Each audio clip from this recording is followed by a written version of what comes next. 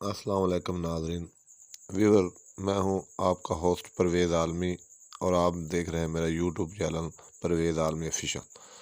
तो नाज़रीन, आज हमको गंदम से आटा बनाने का प्रोसेसर बताते हैं। सबसे पहले गंदम को इस मशीन में डालकर उसकी अच्छी तरह सफाई की जाती है ताकि उसके अंदर गंदगी वगैरह, कुंडियाँ वगैरह जो जो उसमें गंदम के अलावा ज़रात होते हैं, मिट्टी होती है या कोई ऐसी चीज़ें जो हमारी सेहत के लिए ठीक नहीं होती, उसको निकाल दिया जाता है।